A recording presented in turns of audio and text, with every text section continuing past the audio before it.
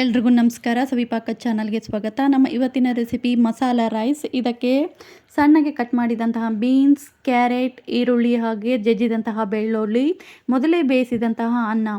ಈಗ ಒಂದು ಬಾಣಲಿಗೆ ಎಣ್ಣೆ ಹಾಕ್ಕೊಂಡು ಹಾಗೆ ಎಣ್ಣೆ ಬಿಸಿಯಾದ ನಂತರ ಸಾಸಿವೆ, ಜೀರಿಗೆ, ಒಣಮೆಣಸಿನಕಾಯಿ, ಒಂದು ಚಿಟಿಕೆಯಷ್ಟು ಹಿಂಗು ಹಾಗೆ ಜಜ್ಜಿದ ಬೆಳ್ಳುಳ್ಳಿ ಹಾಕಿ ಫ್ರೈ ಮಾಡಿ, ಈರುಳ್ಳಿಯನ್ನು ಕೂಡ ಸೇರಿಸ್ಕೊಂಡು ಚೆನ್ನಾಗಿ ಫ್ರೈ ಮಾಡಿಕೊಂಡು ಅದಕ್ಕೆ ಕರಿಬೇವಿನ ಸೊಪ್ಪು ಹಾಗೆ ಸಣ್ಣಗೆ ಕಟ್ ಮಾಡಿದಂತಹ ಬೀನ್ಸ್, ಕ್ಯಾರೆಟನ್ನು ಸೇರಿಸಿ ಫ್ರೈಡ್ ರೈಸ್ಗೆ ಯಾವ ರೀತಿ ಫ್ರೈ ಮಾಡ್ಕೊತೀವಲ್ಲ ಒಂದು 2ರಿಂದ 3 ನಿಮಿಷ ಆ ಥರ ಫ್ರೈ ಮಾಡಿ, ರುಚಿಗೆ ತಕ್ಕಷ್ಟು ಉಪ್ಪು, ಅರಿಶಿಣದ ಪುಡಿ, ಖಾರದ ಪುಡಿಯನ್ನು ಸೇರಿಸಿ ಇದಕ್ಕೆ ಮಸಾಲೆ ಬಂದು ನಾನಿಲ್ಲಿ ಬಿಸಿಬೇಳೆಬಾತ್ ಪೌಡ್ರನ್ನು ತೊಗೊಂಡಿದ್ದೀನಿ. 1.5 ಸ್ಪೂನ್ ಅಥವಾ 2 ಸ್ಪೂನಷ್ಟು ಬಿಸಿಬೇಳೆಬಾತ್ ಪೌಡ್ರನ್ನು ಸೇರಿಸ್ಕೊತಾ ಇದ್ದೀನಿ.